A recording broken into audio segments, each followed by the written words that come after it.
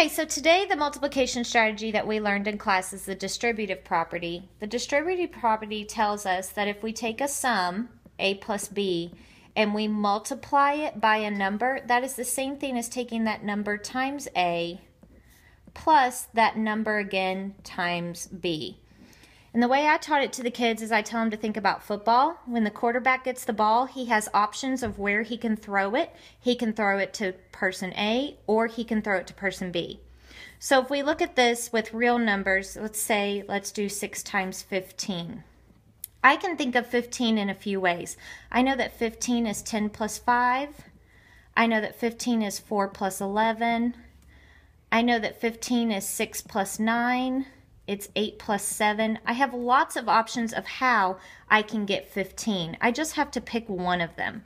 I tell the kids to make sure that they pick one that has numbers they can actually multiply. So if you don't know your 11s or your 9s very well, you probably don't want to pick 4 plus 11 or 6 plus 9. So I'm going to pick 8 plus 7.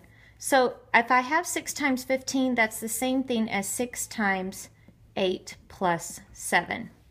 So now to use the distributive property, that's the same thing as 6 times 8 plus 6 times 7. 6 times 8 is 48 plus 6 times 7 is 42. Then I just have to add my sums together, which gives me 90. So 6 times 15, which I really couldn't do in my head, I can now do very easily with my basic facts by using the distributive property.